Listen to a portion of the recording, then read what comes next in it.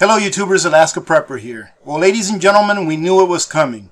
It was just a matter of time before fuel shortages caught up to us. Not only for cars in the form of gasoline, we don't really have a shortage of that right now here in these United States. However, prices going up are mitigating those shortages, in my opinion that is. But here going into winter, it says here that U.S. heating oil supplies are the lowest in decades ahead of this winter. Now, just yesterday or Friday during our last live stream, I was talking about how I had placed an order for additional heating fuel or heating oil because I felt that prices are going to really go up this year and into next year. So I already have enough to get me through this winter. However, I worked it out to where I can store an additional year's supply of fuel oil. Now, hopefully, this time next year, this problem will have been averted. However, I still feel that this time next year, the prices of fuel in general, be it gasoline or be it for fuel oil to heat your homes, is going to be higher than it is now, ladies and gentlemen. I feel that prices are only going to continue to go up because inflation, not only is it catching up to us, but they're continuing to kick the can down the road, which means that inflation will continue. It is not transitory as per Jerome Powell. It is not transitory. It may be transitory in a way that it goes up, but it's not coming back down, ladies and gentlemen. When Jerome Powell talks about inflation being transitory, he means that inflation is going to go up, or the price of things is going to go up due to the inflation of the money supplies. However, when it gets up there and it settles down, it's not going to go back down. What he means by transitory meaning is that it's going to go up for a certain amount of time and then it's going to settle down and only continue to go up at a 2% or so rate, which is what the Federal Reserve's target is. But it's never coming back down, ladies and gentlemen. So if you have the opportunity to stock up today, stock up today. As in my previous video, today is the very best time to stock up because prices are only going to continue to go up. And if they do come down for a little bit, it'll only be for a little bit. Trust me, it'll only be for a little bit, then they'll just go up higher than what they were before. Let's go ahead and see what this article has to say. Americans are hoping that the energy crisis in Asia and Europe won't spread stateside. But industry insiders warn that winter blackouts across the U.S. are possible as low fossil fuel stockpiles may lead to shortages amid heightened demand. Ladies and gentlemen, as I've said before, green energy is great, but it's only great as a supplement to biofuels. It's not going to work just on green energy. And people are going to realize that this winter and going forward. The latest concern is ultra-low stockpiles of heating oil. In the winter of 2019 and 2020, about 5.5 million households use heating oil as their primary heating source. I'm one of them. 81% of those households were in the Northeast. Energy Information Administration reports there are only 31.2 days of demand for heating oil, the lowest level since 2000. Wow, ladies and gentlemen, there's only 1/3 of the winter of heating oil. They only have 1/3 of the heating oil that they need stockpiled for this coming winter, if not less. They continue to say that low stockpiles ahead of cooler weather could be problematic for consumers who may be burdened with high energy costs, or worse, fuel shortages. Ladies and gentlemen, people are going to have to decide whether they want to eat or whether they want to stay warm. That is where we're at, ladies and gentlemen, here in these United States. The richest country in the world. On paper, of course. People are going to have to decide whether they can eat or stay warm. As I've stated previously, ladies and gentlemen, we are under attack.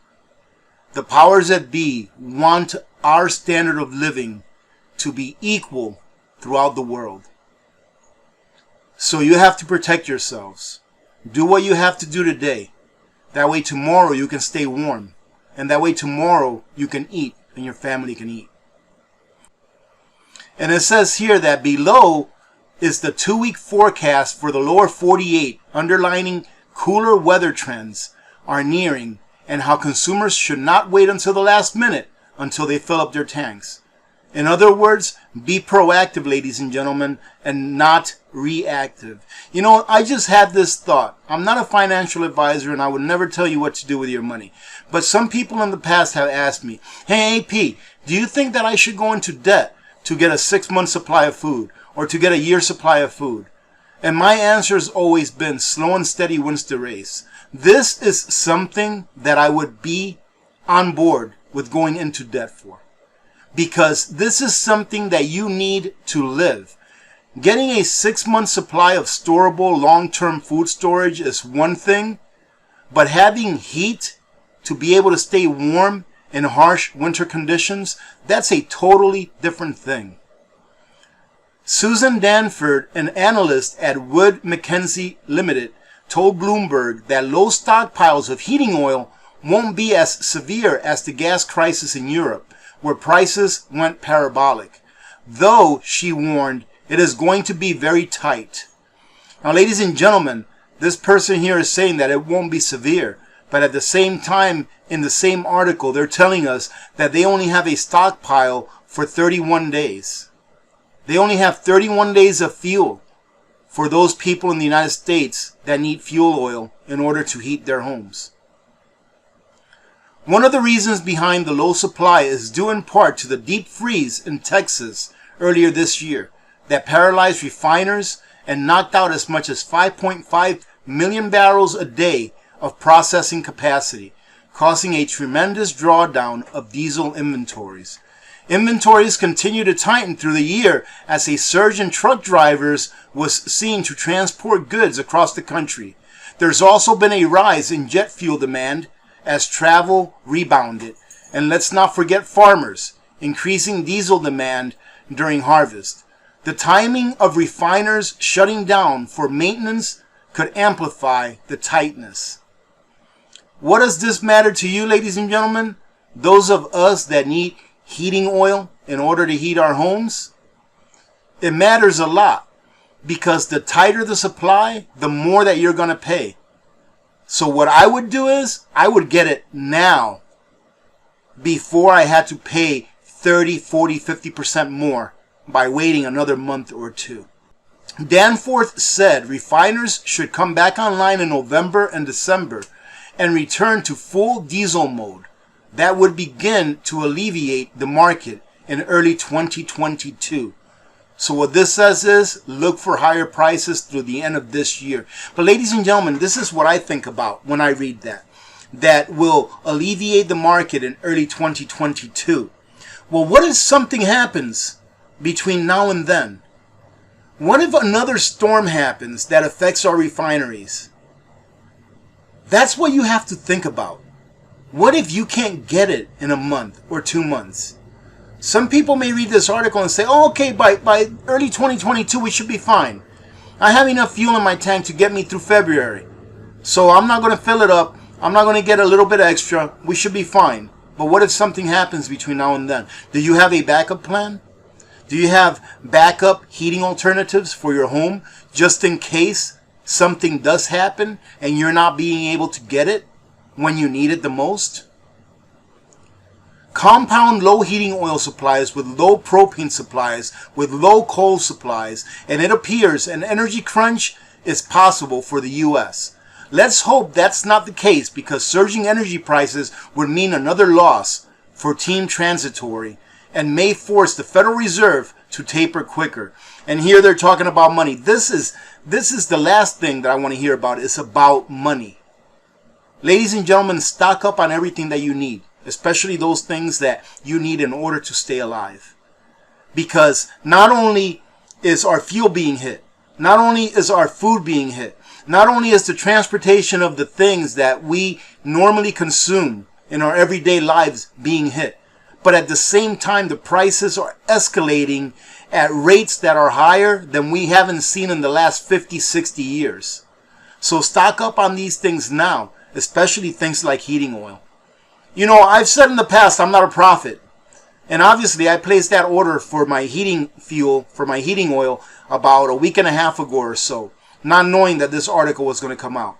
But that, ladies and gentlemen, is why, as preppers, as prepared-minded individuals, we have to look out and see what's happening in other countries. What prompted me to get that extra fuel oil for my heater, what prompted me to get that is what I saw going on in Europe with the energy crisis that they're having right now, with the fuel crisis that they're having.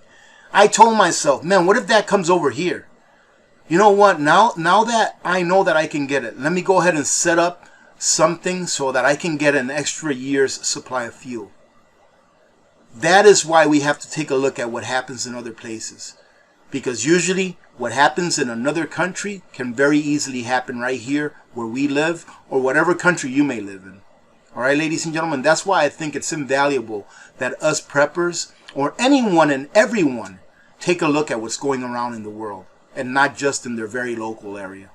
Having said that, thank you very much for joining in today. I hope that you have a great day today and that you've had a good weekend thus far. We will see you later on at 12 noon Alaska time, 4 p.m. Eastern time during our live stream. All right. Until then, have a great rest of your day, ladies and gentlemen. Remember to be good to each other. When good people do good things happen. Remember to reach one, teach one, and repeat. If we all did this, the world would be a better place, and you know that it will be a better place. Many blessings to all of you and your families. I'm Alaska Prepper. I'm out.